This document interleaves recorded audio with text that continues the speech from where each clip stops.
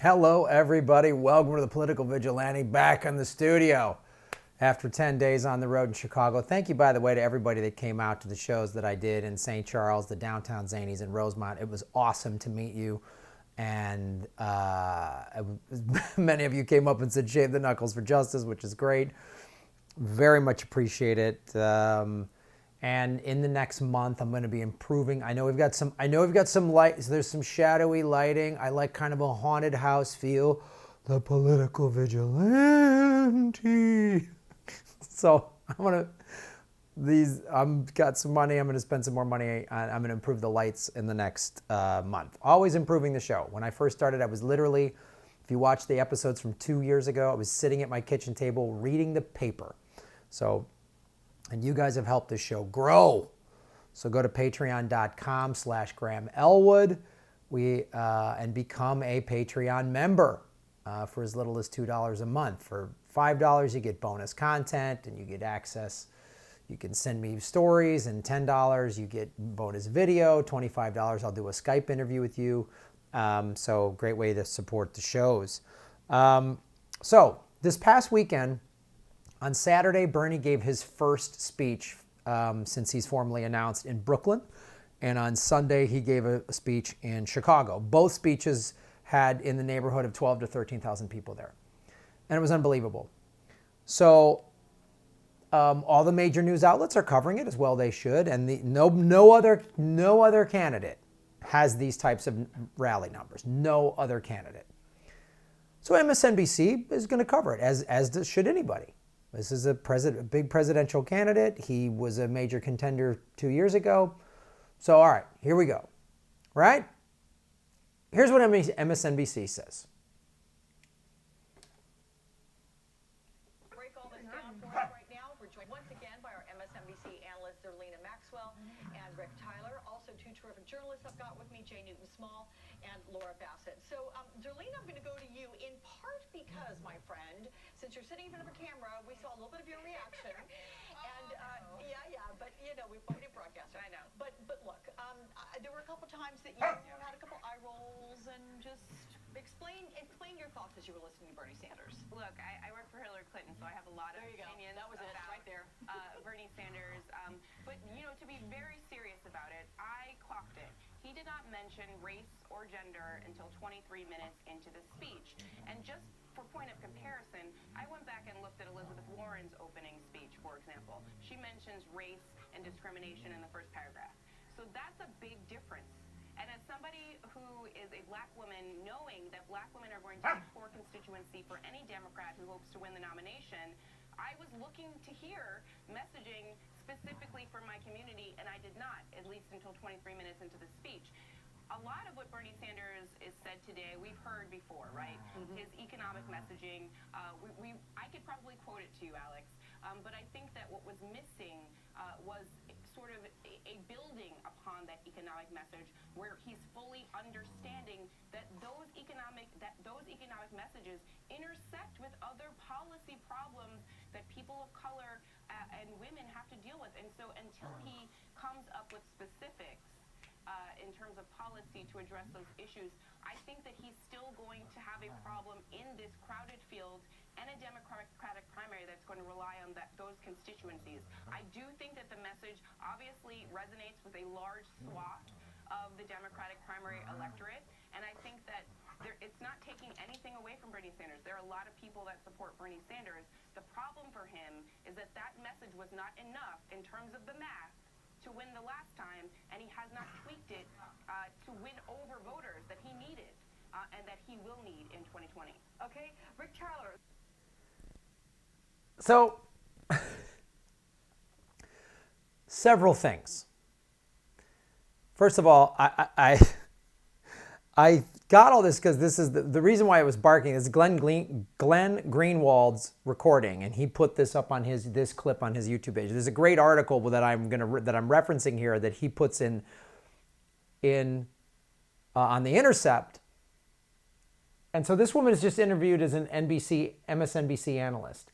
They don't say that she worked on the Hillary Clinton campaign. They don't say that. Gee, wouldn't that be something you might want to reveal? Bernie Sanders doesn't talk about race for 23 minutes. 23 minutes, they say. Actually, he brings it up here. This is like the beginning of his speech.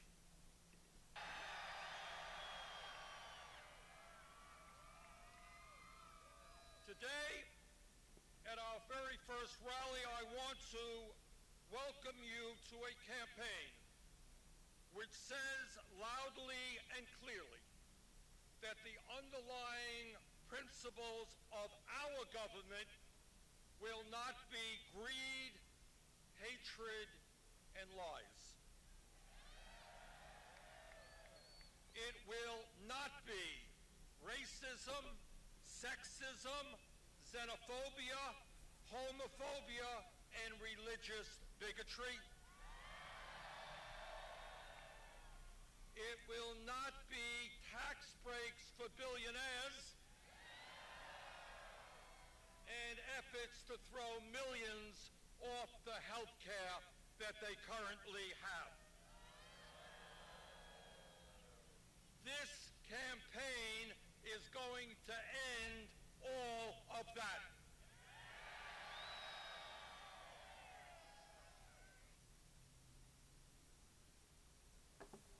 Like, this is unbelievable. I want to go into a little bit of the article because it's fascinating. The link is in the show notes below. But look at this. First of all, let me just say this. They say he didn't come in at the 23-minute mark. She's like, as a woman of color, as a black woman, right? So we know what that's all about. That's about, look, the Democratic establishment, which controls MSNBC and even CNN, which is controlled, like Wall Street doesn't want Bernie there. The war machine doesn't want Bernie. They want Kamala. She'll be great. Private prisons, bailing out the banks, because another recession's coming. Another recession is coming. And we don't want this anti-billionaire talk. And the other thing several other things. Bernie leads, they have the polling numbers. He leads. He has better support in the Latino and African American community than any other candidate. And they say who's behind. These are all like millennials. This is the most diverse. This is who's there. They know this. So they have to try to play identity politics. She has to just plant that seed and it just blatantly lies. 23 minutes in. Oh, he's 23 minutes in. He doesn't say talk about race till 23 minutes in. I mean, he's got some good messages, but come on, Bernie. In his first minute.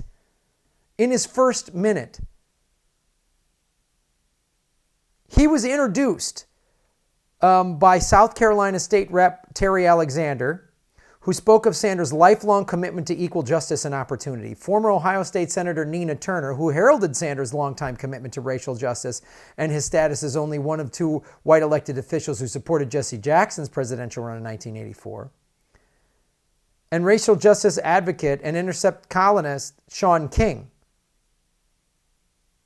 By the way, the full 2-hour event and Sanders' 35-minute speech are available on YouTube, uninterrupted, unedited. You can watch the whole thing. So MSNBC just blatantly lies. They just blatantly lie. That's what they do. It's unbelievable. They just want to plant these seeds. And here's how that works too. So it's anyone that's like, kind of paying attention. They're going to just hear that and go, yeah, but I don't know if he's going to do well with black and brown voters. Oh, really? Because a former Hillary Clinton strategist? That's who that is. They didn't mention that, right? They didn't mention that at all. Zerlina Maxwell, paid official for Hillary Clinton's 2016 campaign against Sanders. The first person they ask, well, let's talk to Zerlina about, the first person they asked when they come on that panel was the woman that was paid by Hillary Clinton. Gee, what else did Bernie say?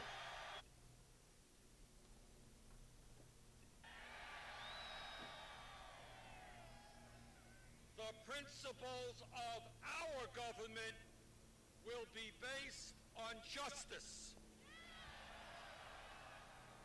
on economic justice, on social justice, on racial justice, on environmental justice. Today, I welcome you. That's like the first 6 minutes of his speech. It wasn't that he didn't mention race at all in the first 23 minutes. It's that he mentioned it a bunch of times.